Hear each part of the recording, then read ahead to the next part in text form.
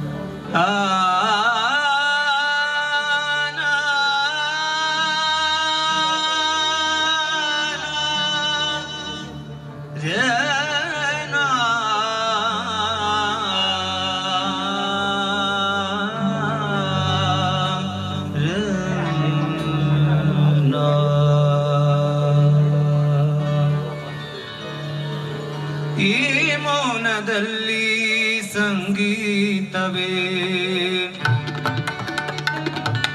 ಈ ಮೌನದಲ್ಲಿ ಸಂಗೀತವೇ ಕೇಳುತ್ತಿದೆ ಎದೆತಿದೆಯಲ್ಲಿ. ಈ ಮೌನದಲ್ಲಿ ಸಂಗೀತವೇ ಕೇಳುತ್ತಿದೆ ಎದೆತಿದೆಯಲ್ಲಿ. ಬಾನಲ್ಲೇ ಬಳಿ ಸಾರಿ ತಡ ಮಾಡದೆ, ಬಳಿಗೆ ತಡ ಮಾಡದೆ, ತಡ ಮಾಡದೆ. ಈ ಮೌನದಲ್ಲಿ ಸಂಗೀತವೇ ಕೇಳುತ್ತಿದೆ ಎದೆತಿದೆಯಲ್ಲಿ.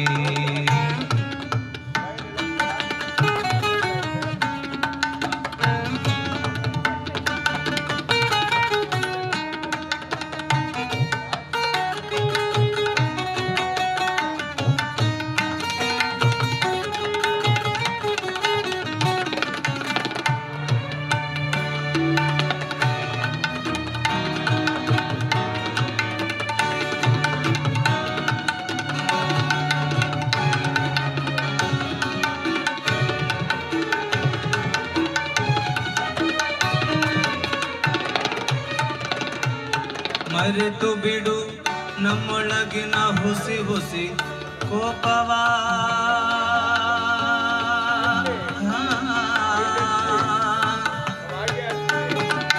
ಮರೆತು ಬಿಡು ನಮ್ಮೊಳಗಿನ ಹುಸಿ ಹುಸಿ ಕೋಪವ ತೆರೆದು ಬಿಡು, ಮರೆತು ಬಿಡು ನಮ್ಮೊಳಗಿನ ಹುಸಿ ಹುಸಿ ಕೋಪವ ತೆರೆದು ಬಿಡು. ಒಲವಾಟದ ಸಿಹಿ ನೆನಪ ನಾನಲ್ಲೇ ಬಳಿ ಸಾರಿ ತಡ ಮಾಡದೆ, ಬಳಿಗೆ ತಡ ಮಾಡದೆ, ತಡ ಮಾಡದೆ. ವಿಶೇಷವಾಗಿ ಸಂಗೀತ ಕ್ಷೇತ್ರದಲ್ಲಿ ತಮ್ಮದೇ ಆದಂಥ ಅಸ್ತಿತ್ವದ ಮೂಲಕ ಶ್ರೀಯುತ ಅನುರಾಗ್ ಗದ್ದಿ ಹೊಸದೊಂದು ಪರ್ವವನ್ನ ಆರಂಭ ಮಾಡಿದ್ದಾರೆ. ನಾವೆಲ್ಲರೂ ಕೂಡ ಗಜಲ್ ಅಂದಾಕ್ಷಣ ಕೇಳ್ತಾ ಇದ್ದದ್ದು ಬರೀ ಅದು ಹಿಂದಿಯಲ್ಲಿ, ಉರ್ದುವಿನಲ್ಲಿ ಮಾತ್ರ. ಕನ್ನಡದಲ್ಲಿ ಅತ್ಯಂತ ವಿರಳವಾಗಿತ್ತು. ಆದರೆ ಶೀರ್ಷಿಕೆಯ ಜೊತೆಗೆ ಕನ್ನಡದಲ್ಲಿ ಅಂಥ ಅದೆಷ್ಟೋ ಪ್ರಯೋಗಗಳಾಗಿದೆ. ಆ ಪ್ರಯೋಗಗಳು ಅಂತ ಅಂದಾಗ ಅನುರಾಗ್ ಗದ್ದಿ ಆಲೋಚನೆ ಮಾಡ್ತಾರೆ, ಯಾಕದು ನಾನೇ ಆಗಬಾರ್ದು ಅಂತ. ಹಾಗೆ ಶುರುವಾದದ್ದು ಇವತ್ತು 25ನೇ ಸಂಚಿಕೆಗೆ ಬಂದು ನಿಂತ್ಕೊಂಡಿದೆ. ಅವರು 100 ಸಂಚಿಕೆಗಳನ್ನ ದೊಡ್ಡ ಮಟ್ಟದಲ್ಲಿ ಬದಲಾಗೋದಕ್ಕೆ, ಬೆಳೆಯೋದಕ್ಕೆ ಸಾಧ್ಯವಾಗತ್ತೆ. ಹಾಗಾಗಿ ಪ್ರೆಸ್ ಮ್ಯೂಸಿಕಲ್ ನೈಟ್ ಅಂತ ಶುರುವಾದಂಥ ಕಾರ್ಯಕ್ರಮ ಸಂಗೀತದ ಮತ್ತು ಸಾಂಸ್ಕೃತಿಕತೆಯ ವಿವಿಧ ಪ್ರಕಾರಗಳನ್ನ ನಾವು ಮಾಡಬೇಕು ಅಂತ ಬಯಸಿದಾಗ, ಈ ಹಿಂದೆ ನಾವು ತಾಳಮದ್ದಳೆ ಕೂಡ ಮಾಡಿದ್ವಿ. ಒಂದು ಭಾವಗೀತೆ ಕಾರ್ಯಕ್ರಮ ಒಂದ್ಸರಿ ಆಗಿತ್ತು, ಹಾಗೆ ಜನಪದ ಗೀತೆ ಕಾರ್ಯಕ್ರಮ ಒಂದ್ಸರಿ ಆಗಿತ್ತು. ಹಾಗೆ ಈಗ ನಾವು ಕನ್ನಡ ಗಜಲ್ ಯಾಕೆ ಮಾಡಬಾರ್ದು ಅಂತ ಕೂಡ ಒಂದು ಯೋಚನೆ ಮಾಡಿದಾಗ, ಗಜಲ್ ಅಂತ ನಮ್ಮ ಪ್ರೆಸ್ ಕ್ಲಬ್ ಆಫ್ ಬೆಂಗಳೂರು, ನಮ್ಮ ತಂಡ, ನಮ್ಮ ಪದಾಧಿಕಾರಿಗಳು ಎಲ್ಲ ಸೇರ್ಕೊಂಡು ನಾವು ತೀರ್ಮಾನ ಮಾಡಿ ಇವತ್ತು ಗಜಲ್ನ ಹೊಸ ಪ್ರಯೋಗ ಕನ್ನಡದಲ್ಲೂ ಈ ಥರ ಆಗಿದೆ. ಆ ಪ್ರಯೋಗ ಇಲ್ಲಿಂದನೂ ಕೂಡ ಮುಂದುವರಲಿ ಅಂತ ಒಂದು ಕಾರ್ಯಕ್ರಮ ಹಾಕ್ಕೊಂಡಿದ್ವಿ. ಪ್ರೆಸ್ ಕ್ಲಬ್ ಆಫ್ ಬೆಂಗಳೂರು ಈ ಮ್ಯೂಸಿಕಲ್ ನೈಟ್ ಕಾರ್ಯಕ್ರಮವನ್ನು ಸರಿಸುಮಾರು ಒಂದು 50 ವಾರಗಳ ಕಾಲ ನಡೆಸ್ಕೊಳ್ತಾ ಬರ್ತಾ ಇದೆ ಯಶಸ್ವಿಯಾಗಿ. ಹಾಗಾಗಿ ಇದು ಹೀಗೆ ಮುಂದುವರಿತಿದೆ. ಪ್ರತಿ ವಾರ ಶನಿವಾರ ನಡೆಯುತ್ತೆ. ಒಂದೊಂದು ವಾರನೂ ಹೊಸ ಹೊಸ ರೀತಿಯಲ್ಲಿ ಭಿನ್ನವಾಗಿರುತ್ತೆ. ಹಾಗಾಗಿ ಇವತ್ತಿನ ಕಾರ್ಯಕ್ರಮ ಇನ್ನೂ ವಿಶೇಷ ಹೇಗೆ ಅಂದರೆ, ಈ ಕಾರ್ಯಕ್ರಮಕ್ಕೆ ನಮ್ಮ ಬೆಂಗಳೂರು ನಗರ ಜಿಲ್ಲಾಧಿಕಾರಿಗಳಾದ ಜಿ ಜಗದೀಶ್ ಅವರು ಬಂದಿರೋದು ದೊಡ್ಡ ವಿಶೇಷ. ಹಾಗೆ ಇವತ್ತು ನಮ್ಮ ಕಾರ್ಯಕ್ರಮಕ್ಕೆ ಗಜಲ್ ಕಾರ್ಯಕ್ರಮ ನಡೆಸ್ಕೊಡ್ತಾ ಇರುವಂಥ ನಮ್ಮ ಅನುರಾಗ್ ಗದ್ದಿ ಇವರು ಮೂಲತಃ ಹಿಂದೂಸ್ತಾನಿ ಗಾಯಕರು. ಅವ್ರದ್ದೇ ಆದ ಒಂದು ತಂಡ ಕಟ್ಟಿಕೊಂಡು ಈ ಕನ್ನಡ ಗಜಲ್ನ ಯಾಕೆ ಮಾಡಬಾರ್ದು ಅಂತ ಹೊಸ ಪ್ರಯೋಗ ಮಾಡಿ ಅವ್ರದ್ದೇ ಆದಂಥ ಯಶಸ್ವಿಯ 100 ಕಾರ್ಯಕ್ರಮಗಳನ್ನ ಎಲ್ಲ ಕಡೆ ನಡೆಸ್ಕೊಟ್ಟಿದ್ದಾರೆ. 100ನೇ ಕಾರ್ಯಕ್ರಮ ನಾವು ಪ್ರೆಸ್ ಕ್ಲಬ್ಬಲ್ಲಿ ಮಾಡ್ತೀವಿ ಸರ್ ಅಂತ ಹೇಳಿ ಬಂದಿದೆ. ಹಾಗಾಗಿ ಅವರು ನಮ್ಮಲ್ಲಿ ಮಾಡಿರೋದಕ್ಕೆ ಅವರು ತುಂಬ ಧನ್ಯವಾದಗಳು. ಹಾಗೆ ಅವರು ಕೂಡ ನಾವೊಂದು ವೇದಿಕೆ ಕಳಿಸ್ಕೊಡ್ಬೇಕು ಅಂತ ನಾವು ತೀರ್ಮಾನ ಮಾಡಿ ಅವ್ರು ಕೊಟ್ಟಿದ್ವಿ. ಹಾಗೆ ಇವತ್ತಿನ ಕಾರ್ಯಕ್ರಮಕ್ಕೆ ನಿಮ್ಗೆಲ್ರಿಗೂ ಸ್ವಾಗತ ಕೋರ್ತಾ ಮೊದಲನೇದಾಗಿ ನಮ್ಮ ಪ್ರೆಸ್ ಕ್ಲಬ್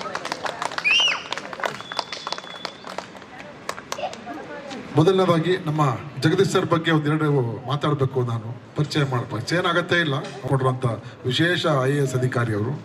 ಹಾಗೆ ಅವ್ರ ಬಗ್ಗೆ ಒಂದು ಹೇಳಬೇಕು ಅಂದರೆ, ಇವರು ಎಷ್ಟರ ಮಟ್ಟಿಗೆ ಅಂದರೆ ಉಡುಪಿಯಲ್ಲಿ DC ಆಗಿದ್ದವರು, ಮೈಸೂರಲ್ಲಿ ಕಮಿಷನರ್ ಆಗಿದ್ದರು, ಹಾಗೆ ಇನ್ನೂ ಮುಖ್ಯಮಂತ್ರಿಗಳ ಕಾರ್ಯದರ್ಶಿಯಾಗಿ ಇನ್ನೂ ಅನೇಕ ಹುದ್ದೆಗಳಲ್ಲಿ ಎಲ್ಲೇ ಹೋದರೂ ತಮ್ಮದೇ ಆದ ಒಂದು ವಿಶೇಷ ಛಾಪನ್ನು ಮೂಡಿಸುವಂಥ ಒಂದು ವಿಶೇಷವಾದಂಥ ವೈಶಿಷ್ಟ್ಯ ಮತ್ತು ವ್ಯಕ್ತಿತ್ವ ಹೊಂದಿರುವಂಥವ್ರು ಇವರು ಜಿ ಜಗದೀಶ್ ಅವರು.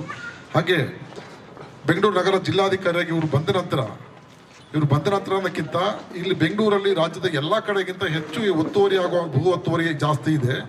ಹಾಗಾಗಿ ಜಗದೀಶ್ ಸರ್ ಅಂತವ್ರನ್ನ ಇಲ್ಲಿ ಹಾಕಿದ್ರೆ ಸರಿ ಅಂತ ಸರ್ಕಾರ ಇವ್ರಿಗೊಂದು ವಿಶೇಷವಾದ ಟಾಸ್ಕ್ ಕೊಟ್ಟು ಬೆಂಗಳೂರಿನ ಭೂ ಒತ್ತುವರಿ ಕಡಿಮೆ ಮಾಡಬೇಕು ಅನ್ನೋ ಕಾರಣಕ್ಕೆ ಸರ್ಕಾರ ಇವ್ರಿಗೊಂದು ಒಳ್ಳೆ ಜವಾಬ್ದಾರಿ ಕೊಟ್ಟು ಇಲ್ಲಿಗೆ ಕರೆಸಿದ್ದಾರೆ, ಅಂದರೆ ಇವ್ರಿಗೆ ನಿಯೋಜನೆ ಮಾಡಿದ್ದಾರೆ. ಹಾಗಾಗಿ ಕೂಡ ಅದೇ ರೀತಿ ಒಂದು ಪರಿಹಾರ ಕೊಡಬೇಕು.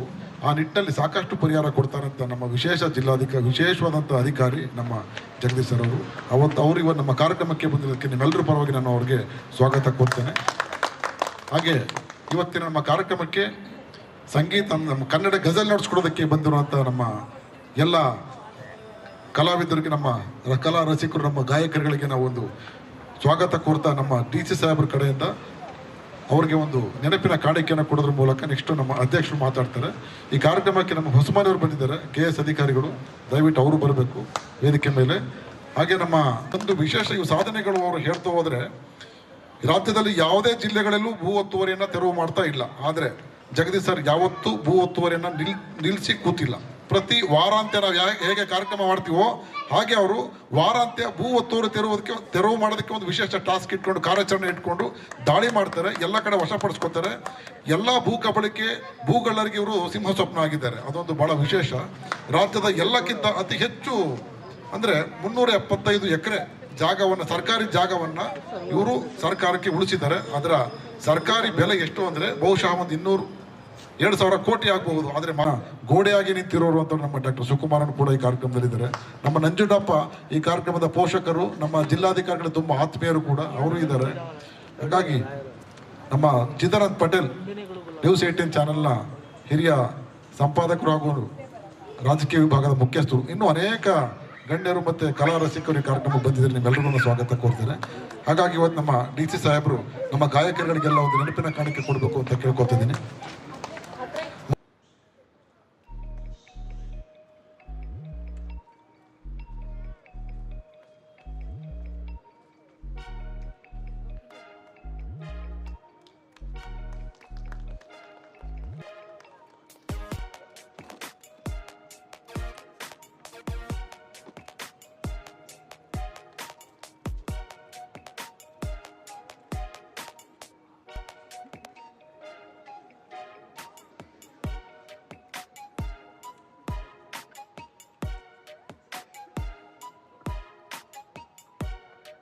ಧನ್ಯವಾದಗಳು ಸರ್. ಈಗ ನಮ್ಮ ಕಾರ್ಯಕ್ರಮದ ಬಗ್ಗೆ ಹಾಗೆ ಗಿಟಾರ್ ವಾದನದಲ್ಲಿ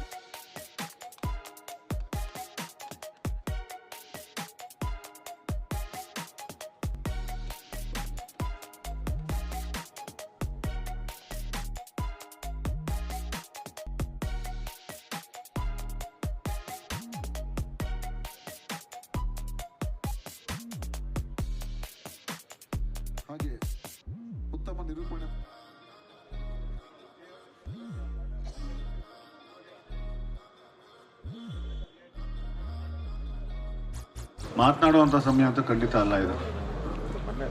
ಆದರೂ ಕೂಡ ನಿಮ್ಗೊಂದು ಸ್ವಾರ್ಥಕ್ಕೆ ಪ್ರತಿ ವಾರ ಕೋರಲೇಬೇಕು. ನಮ್ಮ ಸಮಿತಿ ಬಂದಾದ ಮೇಲೆ ನಮ್ಮ ಎಲ್ಲ ಪತ್ರಕರ್ತರು, ನಮ್ಮ ಸದಸ್ಯರು, ಅವರ ಕುಟುಂಬದವರು ಪ್ರತಿ ವಾರದಲ್ಲಿ ಒಮ್ಮೆ ವಾರಾಂತ್ಯ ಬಂದು ಸೇರೋದಕ್ಕೆ ಈ ಒಂದು ಸಂಗೀತ ಸಂಜೆ ಕಾರ್ಯಕ್ರಮವನ್ನು ನಾವು ಆರಂಭ ಮಾಡಿದ್ವಿ. ಇದು ನಿಮ್ಮೆಲ್ಲರ ಒಂದು ಸಹಕಾರದಿಂದ ಸತತವಾಗಿ 50 ವಾರಗಳನ್ನು ದಾಟಿ ಹಿಂದೆ ನೋಡ್ತಿದ್ದೋ 50 ವಾರಗಳು, 75 ವಾರಗಳು ಈ ಥರ ಫಿಲಮ್ನು ಬರೋ ರಾಜ್ಕುಮಾರ್ ಸಿನಿಮಾಗಳು ಬರ್ತಿದ್ದವು. ಆ ಥರ ಪ್ರತಿ ವಾರವೂ ಕೂಡ ನಮಗೆ ಈ ಒಂದು ಕಾರ್ಯಕ್ರಮವನ್ನು ಆರಂಭ ಮಾಡಿದ ನಂತರ ಹೆಮ್ಮೆ ಅಂತ ಅನಿಸುತ್ತೆ. ವಿಶೇಷವಾಗಿ ಅನುರಾಗ್ ಹಿಂದೆ ನಮ್ಮಲ್ಲೊಮ್ಮೆ ಕೇಳಿದ್ರು, ಸರ್ ನನಗೊಂದು ಸ್ಟೇಜ್ ಕೊಡಿ, ನನ್ನೊಂದು ವಿಭಿನ್ನವಾದಂತಹ ಒಂದು ಪ್ರಯೋಗವನ್ನು ಮಾಡಿದ್ದೇನೆ, ಒಂದು ಅವಕಾಶ ಮಾಡಿಕೊಡಿ, ನೀವು ಪತ್ರಕರ್ತರುಗಳ ಮುಂದೆ ನಾವು ಹಾಡ್ತೇವೆ. ನಿಜಕ್ಕೂ ಕೂಡ ಅನುರಾಗ್ ಇವತ್ತು ಹಾಡ್ದಂತಹ ಒಂದು ಶೈಲಿಯನ್ನು ನೋಡಿದಾಗ ಎಲ್ಲೋ ಒಂದು ಕಡೆ it's a new experiment in Kannada musics ಅಂತ ನನಗಂತೂ ಅನ್ನಿಸ್ತು ಆ್ಯಕ್ಚುಲಿ. ಇನ್ಫ್ಯಾಕ್ಟ್ ಯಾಕೆಂದರೆ ಇದೊಂಥರ ಭಾವಗೀತೆ ಥರನೂ ಕೇಳ್ತಿಲ್ಲ, ಅಥವಾ ಬೇರೆ ಯುಗಳ ಗೀತೆಗಳ ಥರನೂ ಕೇಳ್ತಿಲ್ಲ. ಇದೆಲ್ಲ ಒಂದು ಕಡೆ ದ ಮಿಕ್ಸ್ ಆಫ್ ಸಮಥಿಂಗ್, ಏನೋ ಒಂದು ಫ್ಯೂಷನ್ ಥರ ಅಂತ ಅನ್ನಿಸ್ತಾ ಇದೆ. ಬಟ್ ತುಂಬ ಚೆನ್ನಾಗಿದೆ ಮತ್ತು ತುಂಬ ಸರಳವಾದಂತಹ ಸಂಗೀತ ಸಾಧನೆಗಳನ್ನ ಇಟ್ಕೊಂಡು ಅವರು ಇದನ್ನು ಮಾಡಿದ್ದಾರೆ. ಸೊ ಅದು ಮುಂದುವರಿಸಲಿ ಅವರು. ನಂತರ ಬೇಕಾದ್ರೆ ಇನ್ನೊಮ್ಮೆ ಮಾತಾಡೋಣ, ಯಾಕೆಂದರೆ ಟೈಮ್ ಇಲ್ಲ. ಇನ್ನು ಜಗದೀಶ್ ಸರ್ ಬಗ್ಗೆ ನಾವೇನು ಹೇಳಬೇಕಾದಂಥ ಅವಶ್ಯಕತೆನೇ ಇಲ್ಲ. ನಮ್ಮ ಜನರಲ್ ಸೆಕ್ರೆಟರಿ ಆಲ್ರೆಡಿ ಹೇಳ್ಬಿಟ್ಟಿದ್ದಾರೆ. ಒಬ್ಬ ಸರಳ, ಸಜ್ಜನ ಮತ್ತು ಈ ಬಡವರಿಗೆ ಯಾವುದಾದ್ರೂ ಒಂದು ನ್ಯಾಯ ಅನ್ನುವಂಥದ್ದು ಸಿಗಬೇಕು ಅನ್ನೋದಾದರೆ ಅದನ್ನು ನಾವು ಜಗದೀಶ್ ಸರ್ನಲ್ಲಿ ನಾವು ಕಾಣ್ಬೋದು. ನಮ್ಮ ಜಿಲ್ಲಾಧಿಕಾರಿಗಳಾದ ಜಗದೀಶ್ ಅವ್ರಿಗೆ ನಮ್ಮ ಪ್ರೆಸ್ ಕ್ಲಬ್ ವತಿಯಿಂದ ಗೌರವ ಸದಸ್ಯತ್ವ ನಾವು ಆಯ್ಕೆ ಮಾಡಿದ್ವಿ. ಈ ಹಿಂದೆ ಕೂಡ ಅವ್ರಿಗೆ ನಾವು ಹೇಳಿದ್ವಿ, ಅವ್ರಿಗೆ ಸಮಯ ಸಿಕ್ಕಿರಲಿಲ್ಲ. ಈಗ ಈ ಸಂದರ್ಭ ನಮಗೆ ಬಂದಿದೆ, ಒದಗಿ ಬಂದಿದೆ. ಹಾಗಾಗಿ ನಮ್ಮ ಪ್ರೆಸ್ ಕ್ಲಬ್ನ ಆಡಳಿತ ಮಂಡಳಿ ವತಿಯಿಂದ ನಮ್ಮ ಗೌರವ ಸದಸ್ಯತ್ವವನ್ನು ಅವ್ರಿಗೆ ಸಮರ್ಪಿಸ್ತಾ ಇದ್ದೀವಿ. ಸರಳವಾಗಿ ಕಾಣ್ತಾರೆ, ಬಟ್ ಖಡಕ್ ನಿರ್ಧಾರಗಳನ್ನು ತೆಗೆದುಕೊಂಡು ಅವರು ಇವತ್ತು ಸರ್ಕಾರದ ಒಂದು ಬೆನ್ನೆಲುಬಾಗಿ ಬೆಂಗಳೂರು ನಗರದ ರಿಯಲ್ ಎಸ್ಟೇಟ್ ಮಾಫಿಯಾದ ಭೂ ಅತಿಕ್ರಮಣವನ್ನು ತೆರವುಗೊಳಿಸಿ ನಮ್ಮ ಸರ್ಕಾರದ ಭೂಮಿಯನ್ನು ಅವರು ಉಳಿಸ್ತಿದ್ದಾರೆ. ಜಾಸ್ತಿ ಏನು ಮಾತಾಡೋದು ಬೇಡ, ಪೇಪರ್ಗಳಲ್ಲಿ ನೀವೇ ಓದಿರ್ತೀರಿ. ಸೊ ಡೈರೆಕ್ಟಾಗಿ ನನ್ನ ಮೈಕನ್ನು ಅವ್ರಿಗೆ ಕೊಡ್ತೇನೆ. Thank you very much.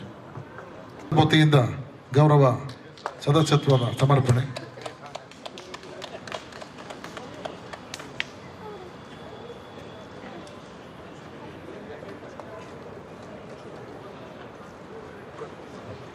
ಗೌರವ ಸದಸ್ಯತ್ವದ ನಂತರ ಈಗ ಗೌರವ ಸಮರ್ಪಣೆ.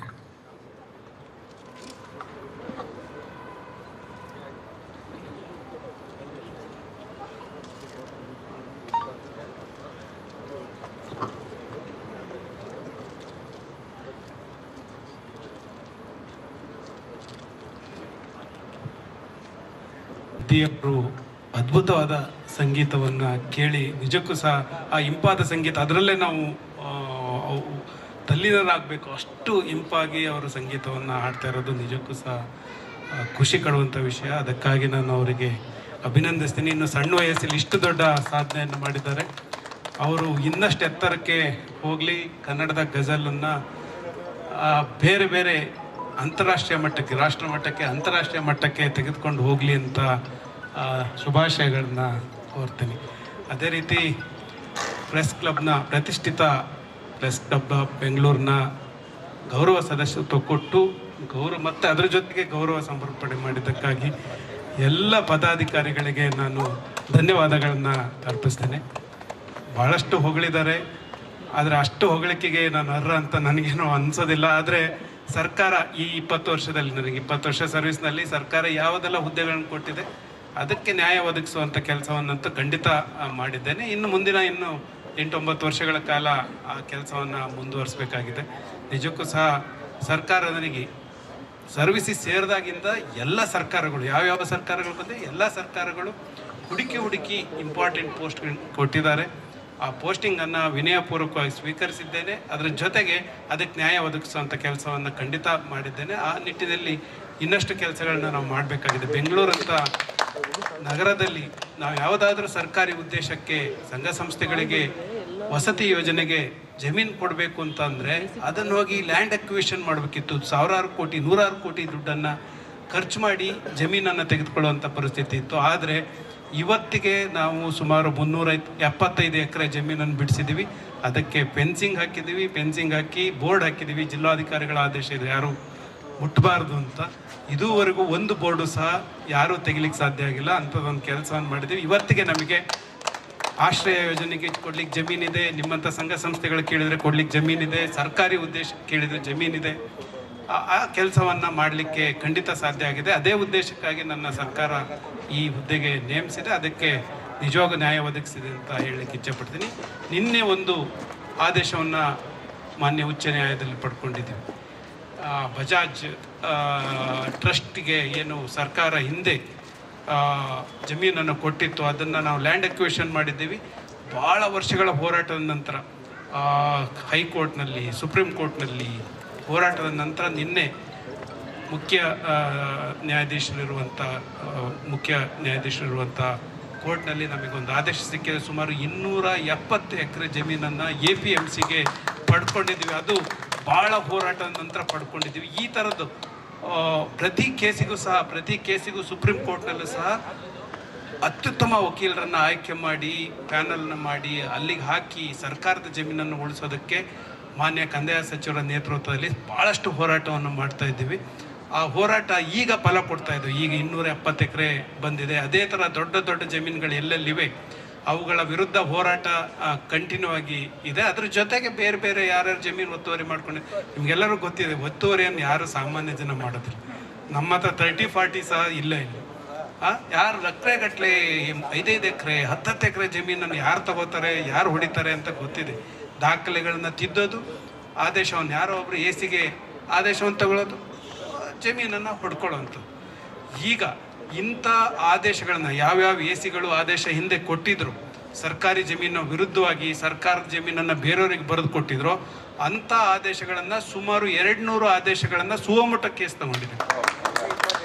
ಹುಡುಕಿ ಸುಮಾರು ಅದು ನನ್ನ ಪ್ರಕಾರ 800ರಿಂದ 1000 ಎಕರೆ ಜಮೀನನ್ನು ಹುಡುಕಿ ಕೇಸನ್ನು ತೆಗೆದುಕೊಂಡಿದ್ದೀನಿ. ಇನ್ನು 1 ತಿಂಗಳು ಅಥವಾ 2 ತಿಂಗಳಲ್ಲಿ ಆ ಎಲ್ಲ ಕೇಸ್ಗಳನ್ನು ಸರ್ಕಾರದ ಪರವಾಗಿ ಮಾಡಿ ಆ ಸರ್ಕಾರಕ್ಕೆ ಅಷ್ಟು ಜಮೀನನ್ನು ತೆಗೆದುಕೊಳ್ಳುವಂಥ ಕೆಲಸವನ್ನು ಮಾಡ್ತಾಯಿದ್ವಿ. ಇದು ಮನಸ್ಸಿದ್ರೆ ಖಂಡಿತ ಮಾಡ್ಲಿಕ್ಕಾಗುತ್ತೆ ಅಂತ ನಾನು ಎಲ್ಲರಿಗೂ ನಮ್ಮ ಅಧಿಕಾರಿಗಳಿಗೆ ಹೇಳಿದ್ದೇನೆ. ಸರ್ಕಾರಿ ಜಮೀನು ವಿಷ, ಇದನ್ನು ಮಾತ್ರ ನೆನ್ಪಿಟ್ಕೊಳ್ಳಿ. ವಿಷಕ್ಕೆ ಒಂದಿಷ್ಟು ಜಮೀನನ್ನು ಉಳಿಸುವಂಥದ್ದು. ಯಾಕೆಂದರೆ ಮುಂದಿನ ಜನ್ರೇಷನ್ಗೆ ಜಮೀನುಗಳು ಬೇಕು. ನಾವು ಈಗೆಲ್ಲದನ್ನು ಕಳ್ಕೊಂಡ್ರೆ ಮುಂದೆ ನಾವೇ ಖರೀದಿ ಮಾಡಬೇಕಾಗಿದೆ. ನಾನು ನೋಡ್ತಾ ಇದ್ದೀನಿ, ಲ್ಯಾಂಡ್ ಅಕ್ವಿಷನ್ಗೆ 5 ಗುಂಟೆ 10 ಗುಂಟೆಗೆ ಕೋಟಿ ದುಡ್ಡನ್ನು ಸುರಿಬೇಕಾಗಿದೆ. ನಮ್ಮದೇ ಜಮೀನನ್ನು ಕಳ್ಕೊಂಡು ಈಗ ನಾವು ಹುಡುಕುವಂಥ ಪರಿಸ್ಥಿತಿ ಬಂದಿದೆ. ಮುಂದೆ ಅದು ಆಗಬಾರ್ದು ಅನ್ನೋದು ನನ್ನ ಆಶಯ ಆಗಿದೆ. ಆ ನಿಟ್ಟಿನಲ್ಲಿ ಮಾನ್ಯ ಕಂದಾಯ ಸಚಿವರ ನೇತೃತ್ವದಲ್ಲಿ, ನಮ್ಮ ACS ಕಟಾರಿಯಾ ಸಾಹೇಬರ ನೇತೃತ್ವದಲ್ಲಿ ನಿಜವಾಗೂ ಸಹ ಅದ್ಭುತ ಕೆಲಸಗಳು ನಡೀತಾ ಇದೆ. ಅವರ ಮಾರ್ಗದರ್ಶನದಲ್ಲಿ ಯಾರಿಗೂ ಸಹ ಅಂಜದೆ ನೇರವಾಗಿ ಹೋಗಿ ಜಮೀನಿಗೆ ಹೋಗಿ ಅದನ್ನು ತೆಗೆದುಕೊಂಡು ಬೋರ್ಡ್ ಹಾಕಿ ಕಾಂಪೌಂಡ್ ಹಾಕಿ ಬರುವಷ್ಟು ಧೈರ್ಯ